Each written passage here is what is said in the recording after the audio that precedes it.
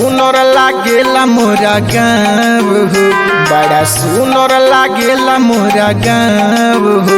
आइल छठी हो आइल छठी मैया के यहाँ पाव हो, आइल छठी मैया के जब से पाव हो। बड़ा सुनर लागेला मोरा गाँव हो, बड़ा सुनर लागेला मोरा गाँव हो।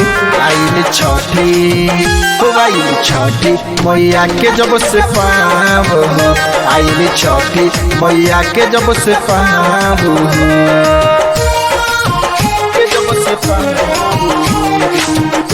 आइल छठी मैया के जब से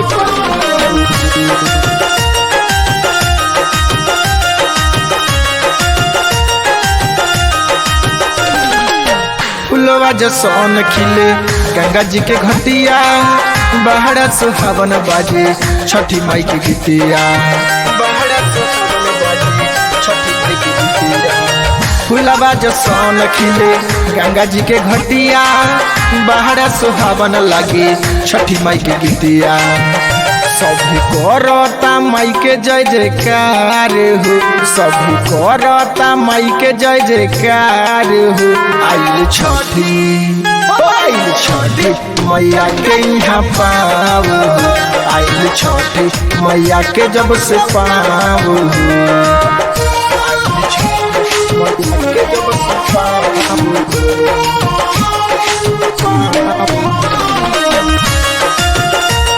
रिकॉर्डिंग स्टूडियो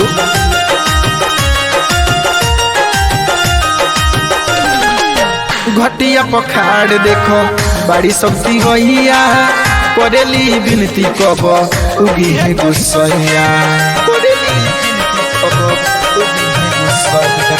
घटिया पखाड़ देखो बड़ी शक्ति होइया, करेली विनती कब उगी है गुस्सैया। चारू वेद करेले गुणगान हो, चारू वेद करेले गुणगान हो। आइल छठी हो आइल छठी मैया के जब से पाव हो, आइल छठी मैया के यहाँ पाव हो।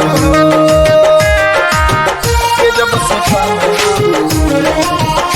आइल छठी मैया के जब से पाव।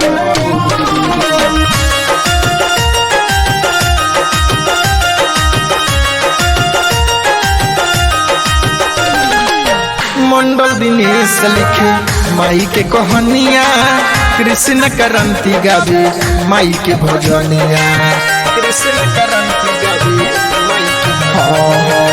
मंडल दिनेश लिखे माई के कहानिया, कृष्ण करंती गावे माई के भजनिया। भारती करेले जय जयकार हो, सुदामा पाइम करेले जय जयकार हो। हिलाही घाट पर आइल पर पाव हो, हिलाही घाट पर आइल जब से पाव हो। जय छठी मैया की। Presented by RMV Pure Song।